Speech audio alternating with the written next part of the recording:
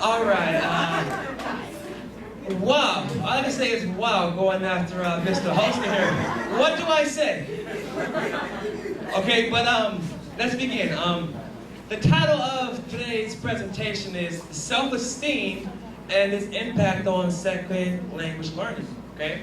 And I chose this because, to me, I believe that this is the foundation for your children to learn anything or achieve anything in life is their self-esteem, okay? So, before I get into my presentation, let me please introduce myself. So, click it. Okay, my name is Antonio. I work at San Juan Elementary School. I'm single, handsome, I play the guitar, and I know how to cook, okay? There's one thing I want to share really fast.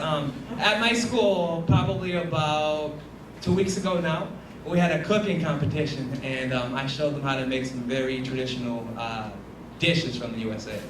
And my spaghetti won second place, so I was ecstatic about that. Okay, Jayo.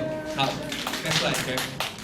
Oh, my phone number, okay. Call me if you want to. Show.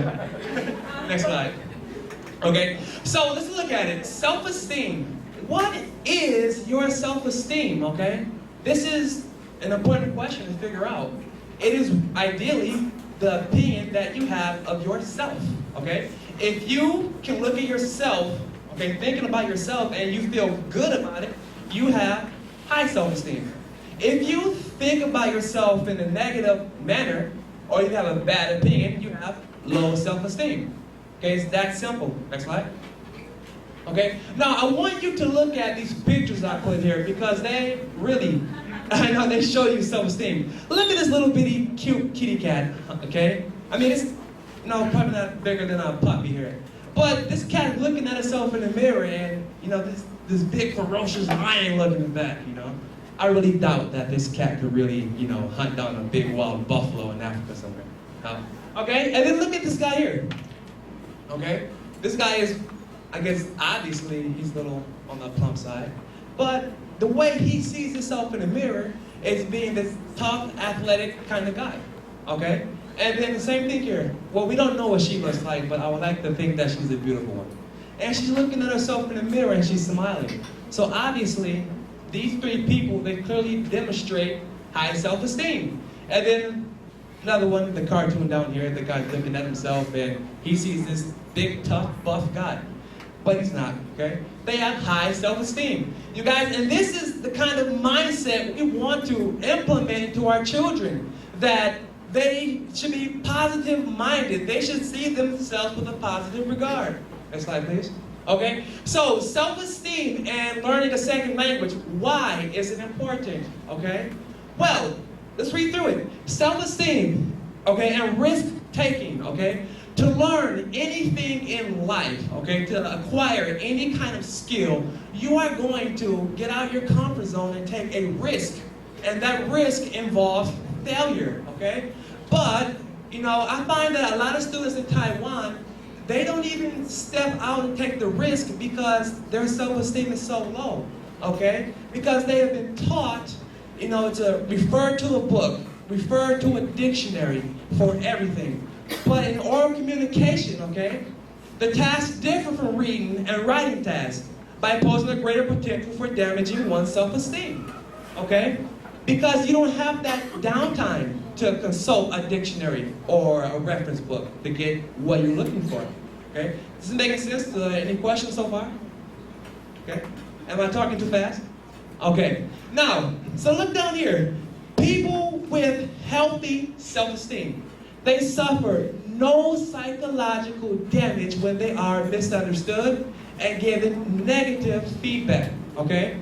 On the other hand, a relatively insecure learners, their fear of making a mistake, it stops them from even going out there in the first place to even practice with that language, okay?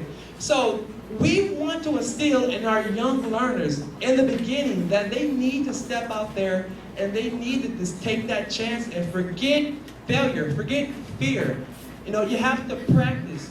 The way to make something better is failing. Okay, failure is part of the solution. Next slide, please. Okay? So let's look at it. High self-esteem versus low self-esteem. So here are some characteristics that I observe in people, okay, and that I've read in the psychological manual. I put some sources down here. I'll give them to you at the end, okay? So number one, high self-esteem. You believe in yourself. You believe that you have the capacity, that you have the ability to achieve what you are going after, okay? And I'm going to throw this out there really fast. Earlier this year, I was pretty plump, okay? And I lost a lot of weight since then. And now I'm down here at, I guess, the healthy weight now. But for me to get from my, I say mildly obese weight to where I am now, I had to believe in myself, okay? I had to know that I can do it, okay? Number two, you take risk. You know that risk taking is what is going to help you get closer to your goal. The risk taking. Next one. Okay, you know your strengths. And how do you realize your strengths? From failing. You have time to sit down and think, oh, okay, well, I'm not so good at math, but art is okay. You know what you are capable of. You know your talents. Okay, next one. You ignore negative comments. And this is a big one for me. Okay, I'm a positive-minded person, and I believe in positivity all around. Okay, but in the classroom, you will always hear students who have these negative comments to make about a student just because they said something and it, I guess, was incorrect according to what the book said. Okay, so when this happens in my classroom, I chop it down. I do not like it. Negative comments. Okay, so for you, to build your students' self-esteem. Okay, they have to learn to ignore negativity and just focus on what's most important for them. That's what. Okay, and when you do overcome, or when you do fail in going after something, you overcome that failure with optimism. Okay, you're not defeated. It's just a chance to improve or a chance to make something better. Okay, next one. Okay, and you have this high motivation to succeed. Okay. How many of your students in your classroom can identify with the side on the scale or the slide? This side of the slide, okay? In my classroom, I can think that in every class there's like half and half. You get like this one half is very passionate, and they know that they can do it, and they will do it. And then you get the other half who will be like the next side of the slide here. Next one, okay? They doubt themselves. Before they even open their mouths, they doubt. Okay? Before they even know what to do, they doubt themselves. Next one. Okay? And they're debilitated by the failure and criticism. Okay? Next one. And they're unaware of their talents. Okay? Next one. And they believe that negative criticism that they hear from their peers and possibly even their family members. Next one. Okay? And their failure leads to defeat. Next one. Okay, and they have low confidence, okay? We want to help our children be confident. Okay, next slide, please. Okay, so factors that destroy self-esteem. I try not to spend too much time on this one, okay? Now, culture. Okay, when I say culture, I mean it is a group of customs and norms that are practiced collectively by a society. Culture, okay? In the Taiwanese culture, it is okay to shame somebody just because they do not know something. Or it's okay to belittle that person publicly, okay?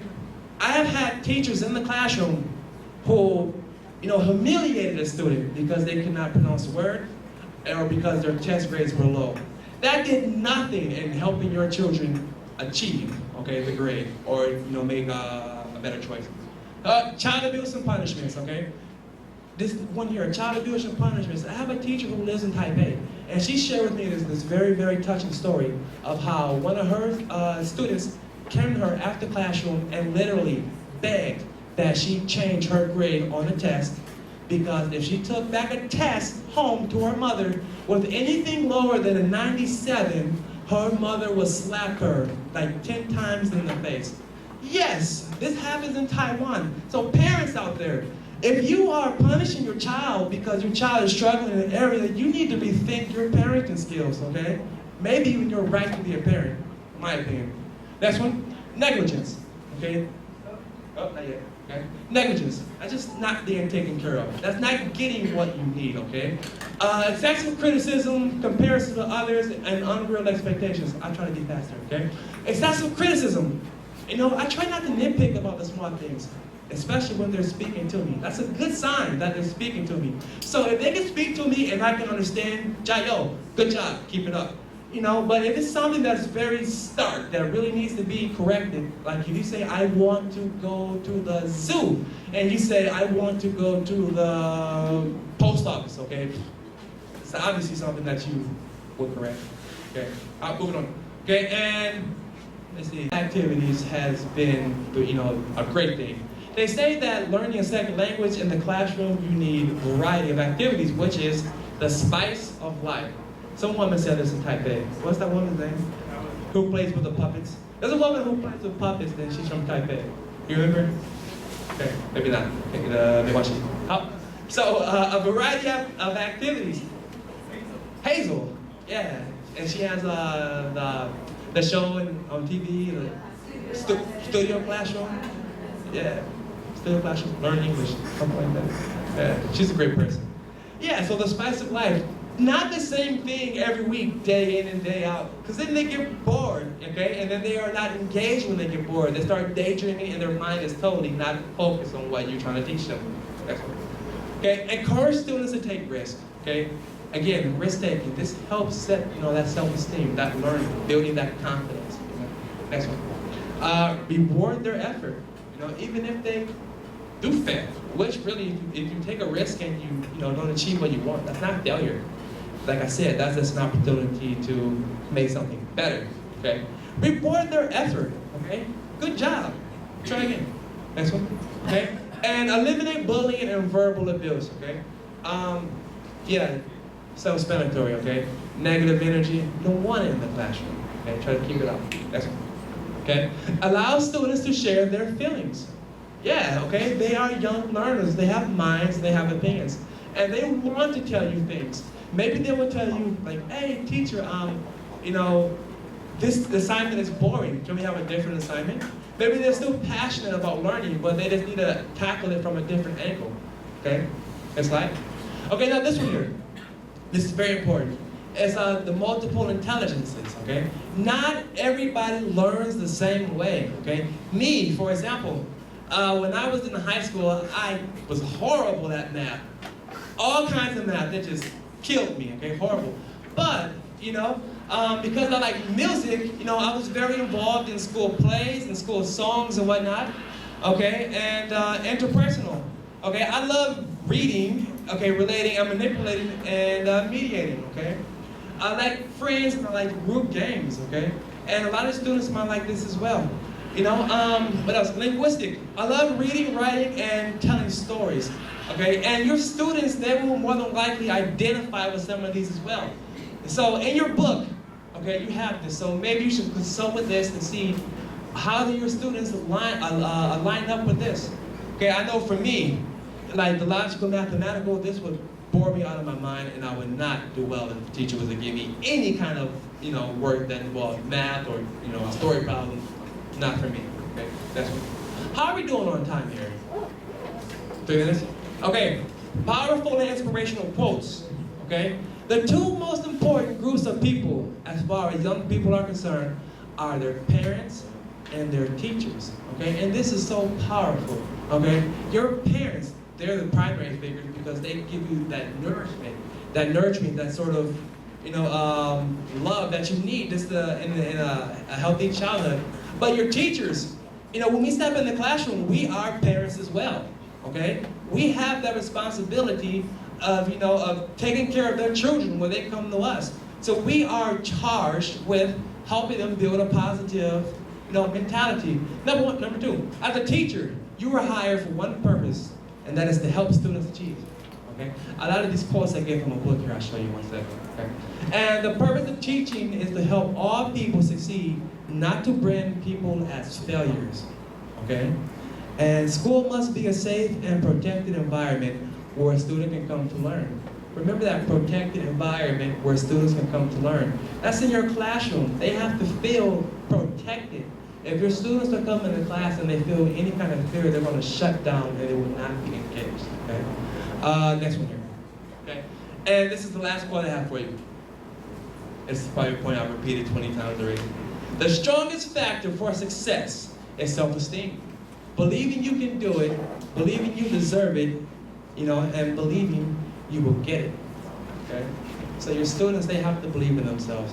Hopefully, something that I share with you today can make you think a little bit about your students, and their learning process in the classroom, okay? Before we end, are there any questions for me? Did I speak too fast? I didn't get your phone number, but... Okay, I'll give it to you at the end. Okay. Two more things. I know I got like 1 minute left, okay? I'm sorry to take your time. Okay, I encourage everybody to go home and think of, okay, two things. Number one, was there ever anything that you did in your life, okay, that was extremely difficult, okay, and you had that person who can like motivate you and encourage you and let you believe that you can do it, and you achieved it? Okay, and number two, was there ever anything that you attempted to do in your life, okay, and you had a person with a negative mentality approach you and just cut you down, and you did not achieve that experience? So think about those two things when you go home, okay? And maybe if you think about those two things, you can relate more with your students and their self-esteem. Okay, I hope it wasn't too boring. Thank you so much for listening to me.